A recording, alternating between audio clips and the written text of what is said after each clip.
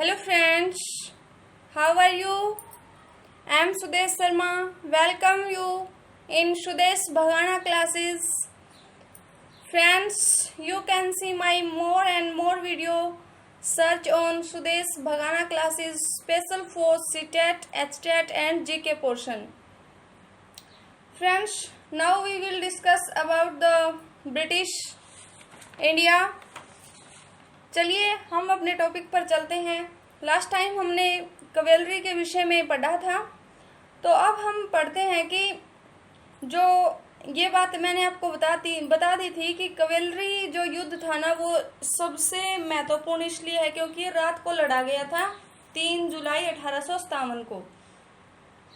यदि आपको इस टॉपिक को समझना है तो लास्ट वाली वीडियो को भी देखना जरूरी होगा, जो कि 41 नंबर पार्ट है। ठीक है, यूट्यूब पर जाकर सुदेश बगाना क्लासेस पार्ट नंबर 41 के नाम से आप सर्च कर लेना। ठीक है, फिर क्या हुआ, दिल्ली से अंग्रेजों के पांव उखाड़ने पर 1 हफ्ते तक इसके बाद कोई विद्रोह नहीं हुआ, यानी कि कहीं भी विद्रोह फैलने की कोई खबर नहीं हुई। यानी कि उन्होंने बादशाह को अपना नेता घोषित कर दिया था लोगों ने। फिर 1 हफ्ते तक ना कुछ नहीं हुआ। ठीक है, और फिर क्या हुआ, यानी कि बाद में फिर ये सिलसिला शुरू हो गया विद्रोह करने का। एक के बाद एक रेजिमेंटों पर विद्रोह कर दिया गया।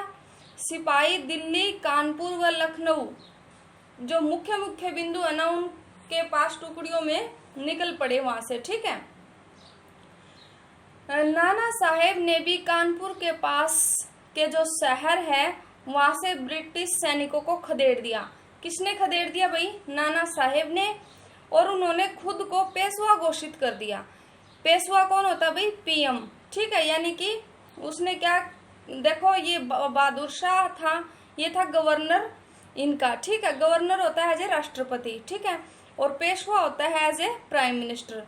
तो इन्होंने क्या किया, नाना साहेब ने क्या कर दिया, ये बोल दिया कि मैं बहादुर शाह का क्या हूँ, पीएम हूँ, यानी कि मैं पेशवा हूँ। ठीक है, और जो लखनऊ की गद्दी से जो नवाब हटा दिया था ना, नवाब वाजिद अली शाह। कौन? नवाब वाजिद अली शाह, ये लखनऊ की गद्दी से हटा दिया गया था। इसको है ना फिर दोबारा से बैठा दिया गया। ठीक है, यानी कि इसकी जगह पर किसको बिठा दिया, फिर इसके पुत्र को बिठा दिया। जिस पुत्र का क्या नाम था? बिरजिश कदर। क्या नाम था? बिरजिश कदर को नया नवाब घोषित कर दिया गया। किसके स्थान पर? नवाब वाजिद अली शाह, यानी कि ये नवाब वाजिद अली शाह बिरजिश कदर का क्या था? पुत्र था। ठीक है, कहाँ पर भाई? लखनऊ की जो गद्दी है उस पर। ठीक है, और इन्होंने भी क्या किया, बादशाह को अपना बादशाह मान लिया। यानी कि ये भी क्या, इन्होंने भी क्या कबूल कर लिया कि भाई है ना, जो बहादुर शाह जफर है वही हमारे बादशाह हैं। ठीक है, और इनकी माँ थी बेगम हजरत महल। कौन थी भाई? इनकी माँ का नाम क्या था? बेगम हजरत महल ने भी अंग्रेजों के खिलाफ बहुत ही विद्रोह को बढ़ावा दिया था। ठीक है, और झांसी की रानी नाना साहेब के सेनापति तात्या टोपे के साथ मिलकर अंग्रेजों को है ना बहुत भारी चुनौती दे डाली। झांसी की रानी ने किसके साथ लड़ी? ये अंग्रेजों के साथ लड़ी। और किसके साथ मिलकर लड़ी? नाना साहेब के सेनापतियों के साथ। ठीक है, मध्य प्रदेश की जो मांडला क्षेत्र में राजगढ़ की एक रानी है, रानी अवंती बाई लोधी। कौन है भाई? मध्य प्रदेश की है। मांडला क्षेत्र में जो राजगढ़ है वहां के क्षेत्र की है ये रानी अवंती बाई। इसने क्या किया, इसने 4000 सैनिकों की टुकड़ी तैयार की अंग्रेजों के खिलाफ। ठीक है, और फिर क्या किया, जो अवध है उसके चारों तरफ बगावत थी। यानी कि अवध के तो चारों तरफ बगावत थी। अवध के कारण ही तो 1857 की क्रांति हुई थी। ठीक है, 1856 में अवध का भी अधिग्रहण कर लिया था, लास्ट रियासत थी वो। ठीक है, 6 अगस्त 1857 को लेफ्टिनेंट कर्नल टाइटलर। कौन है भाई? लेफ्टिनेंट कर्नल टाइटलर ने अपने कमांडर इन चीफ को टेलीग्राम भेजा। क्या भेजा कि भाई उसमें वो डर गया, यानी कि इनके विद्रोह से वो डर गया, और उसने लिखा कि इसमें बढ़ते हुए विद्रोह से उसने भय व्यक्त किया। क्या व्यक्त किया? भय व्यक्त किया। किसने? लेफ्टिनेंट कर्नल टाइटलर ने अपने कमांडर इन चीफ को एक टेलीग्राम भेजा। टेलीग्राम मतलब होता है संदेश, यानी कि उसने अपना संदेश भेजा और उसमें है ना जो विद्रोह हो रहा था उसका भय व्यतीत किया कि भाई अब ये भारत वाले है ना हमें नहीं छोड़ेंगे। ठीक है। फैजाबाद के हैं मौलवी अब्दुल्ला शाह। कौन है? अहमदुल्ला शाह। फैजाबाद के हैं, इन्होंने भी क्या कर दी? भविष्यवाणी कर दी भैया बना अंग्रेजों का शासन ज्यादा समय तक नहीं रहेगा। क्या भविष्यवाणी कर दी कि अब अंग्रेजों का शासन ज्यादा समय तक नहीं रहेगा? किसने कर दी? ऐसे क्वेश्चन पूछे जाते हैं कि अब अंग्रेजों का शासन ज्यादा समय तक नहीं रहेगा, ऐसी भविष्यवाणी किसने की? ठीक है, उसमें 4 नाम दे देंगे। एक नाम आपको मिलेगा फैजाबाद के मौलवी अहमदुल्ला शाह। ठीक है।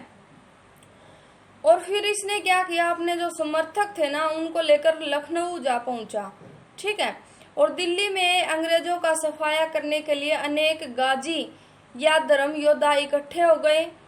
बरेली के सिपाही बख्त खान ने लड़ाकों की एक विशाल सेना के साथ दिल्ली को कूच कर दिया। यानी कि दिल्ली वो है बरेली के हैं सिपाही। कौन है? बख्त खान। इन्होंने भी अपना अहम रोल निभाया इसमें। और इस बगावत के मुख्य व्यक्ति साबित हुए। कौन? बख्त खान। बख्त खान है ना इस बगावत के बहुत ही प्रमुख व्यक्ति साबित हुए। ये बरेली के थे भाई। ये इम्पोर्टेंट है। बिहार के पुराने जमींदार कुंवर सिंह ने भी विद्रोह का महीनों तक लड़ाई में साथ दिया। ये क्वेश्चन लास्ट टाइम से एक बार आया था। ये ऐसे आया था कि बिहार से 1857 की क्रांति में कौन शामिल था? ठीक है, तो उसमें आएगा कुंवर सिंह, यानी कि एक कुंवर सिंह नाम था और 3 अन्य नाम थे, तो कुंवर सिंह। ठीक है।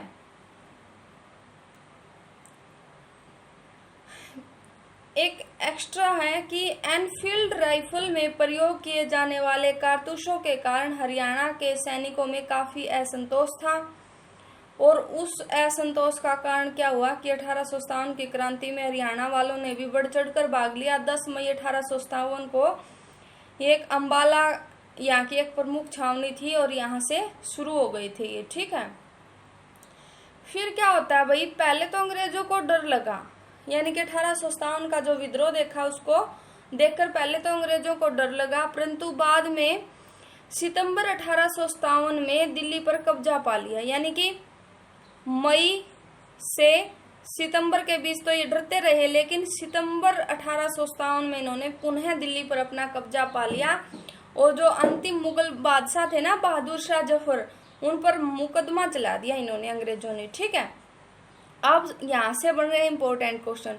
एक ये कुंवर सिंह वाला इम्पोर्टेंट क्वेश्चन है, इसको आप याद रखना।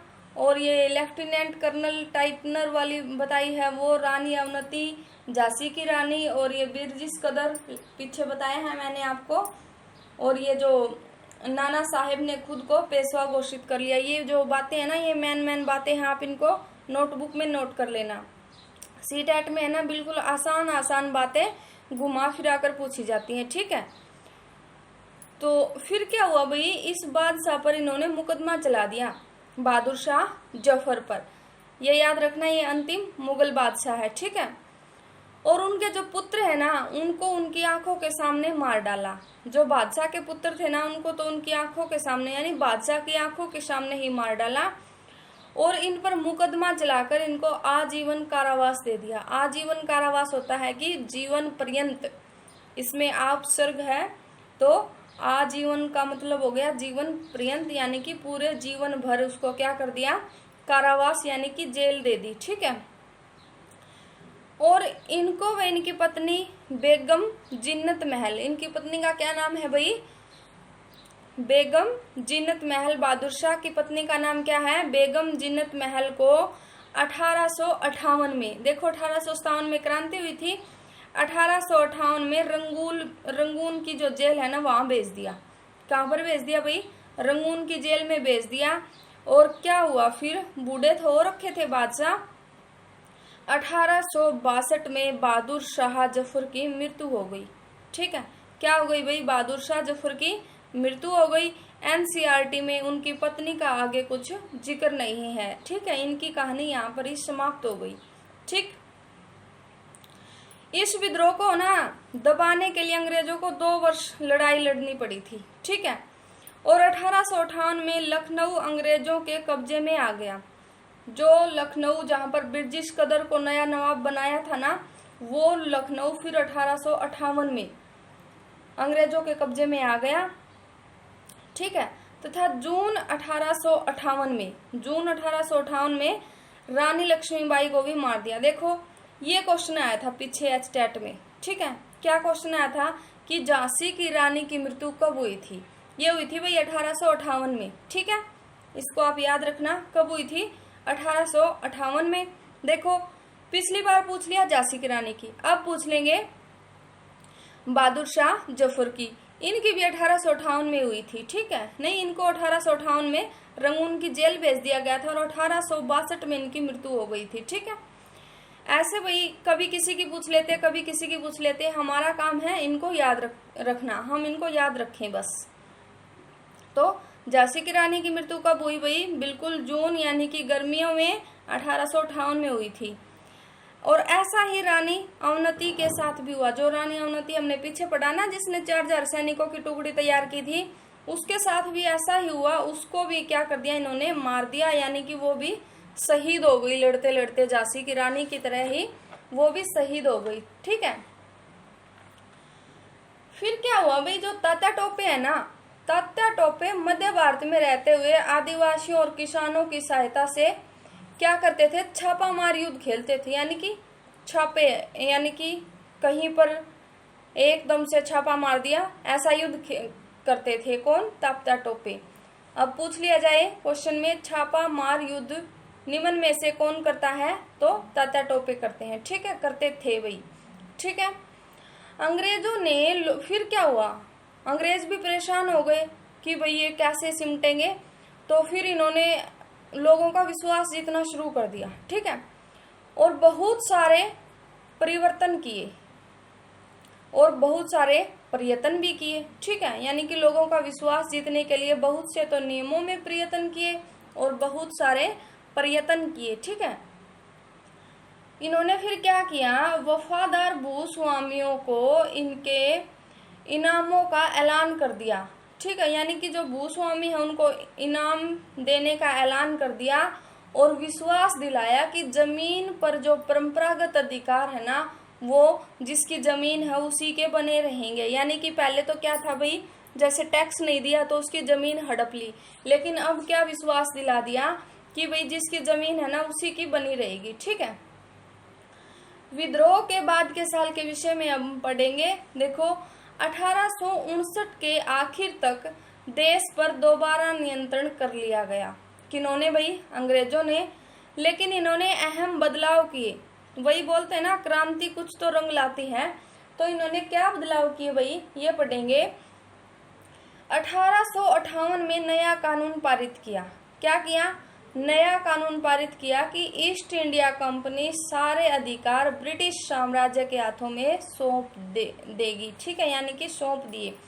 जो ईस्ट इंडिया कंपनी थी ना, वो यहाँ की मालिक बन के बैठी थी, लेकिन वो किसके थ्रू आई थी? ब्रिटिश साम्राज्य के तहत यहाँ पर आई थी व्यापार करने। तो अब उन्होंने क्या किया? पुनः जो ब्रिटिश साम्राज्य है उसको सारे अधिकार दे दिए। जो फैसले लेने हैं, जो निर्णय लेने हैं, वो सब ब्रिटिश साम्राज्य लेगा, ऐसा अब घोषित कर दिया गया, ठीक है।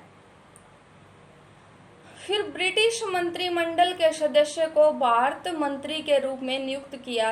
यानी कि जो ब्रिटिश मंत्रिमंडल है ना, उसका एक सदस्य भारत के मंत्री के रूप में नियुक्त किया गया और जो भारत के शासन संबंधी मामलों को संभालेगा। क्या करेगा भाई? वो भारत के शासन संबंधित मामलों को वो संभालेगा। और उसको सलाह देने के लिए एक परिषद गठित की गई। क्या गठित की गई? एक परिषद गठित की गई। और उसको सलाह देने के लिए फिर क्या हुआ? यानी कि एक परिषद गठित कर दी गई और जिसे क्या कहा जाता था? जिसको इंडिया काउंसिल के नाम से जाना जाता था, ठीक है। किस नाम से जाना जाता था? इंडिया काउंसिल के नाम से उस परिषद को जाना जाता था, ठीक है। भारत के गवर्नर जनरल को वायसराय का ओहदा दिया गया। यानी कि जो भारत का जो गवर्नर जनरल होता था ना, उसको अब वायसराय के रूप में देखा जाएगा। ठीक है।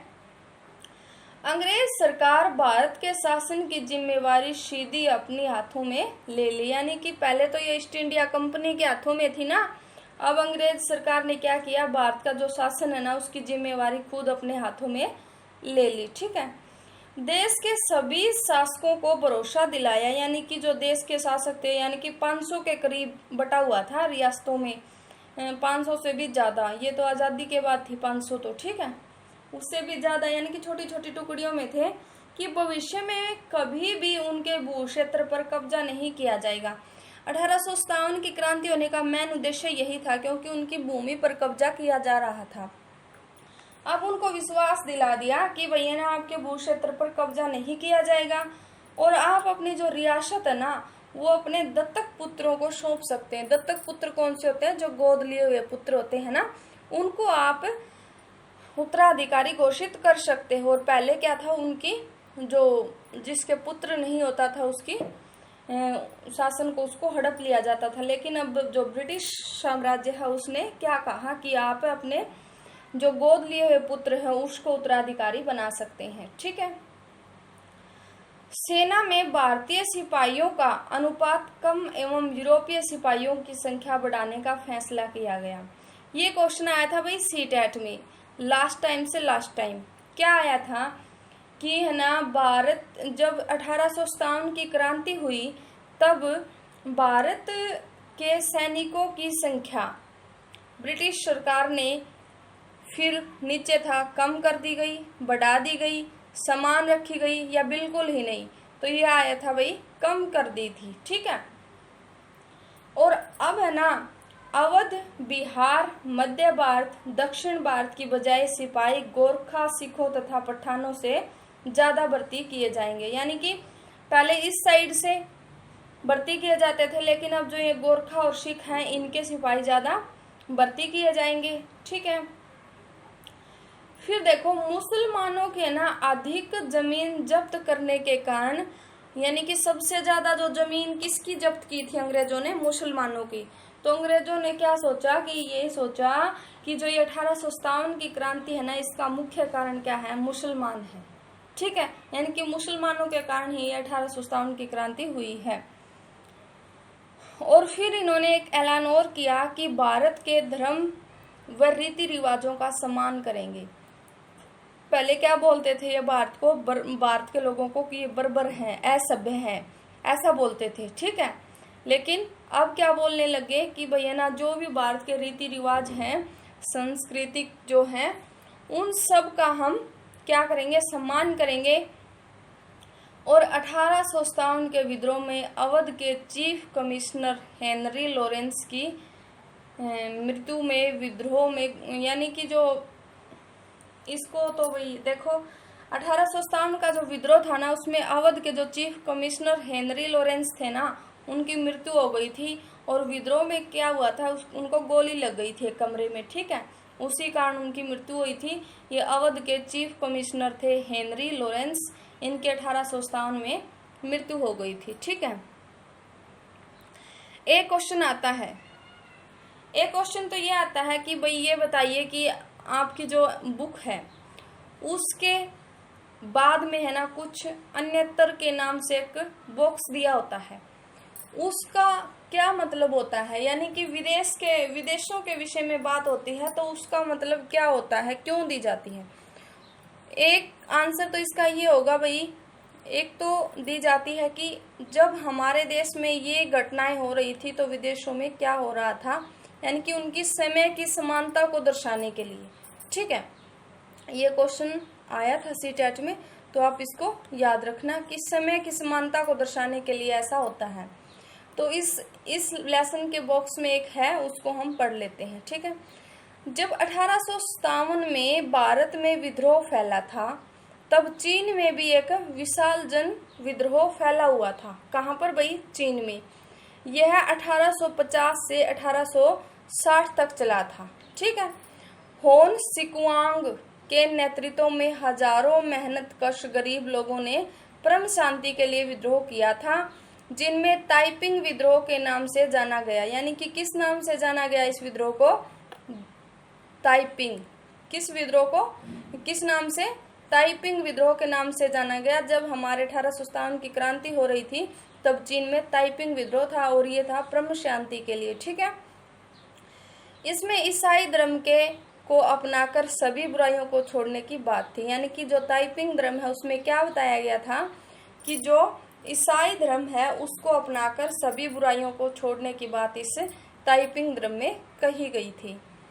तो मित्रों, ये जो लेसन नंबर 5 है आज हमारा कंप्लीट हो गया है। इसमें जो इम्पोर्टेंट बातें हैं उनको आप अच्छे से ध्यान रखना। ठीक है।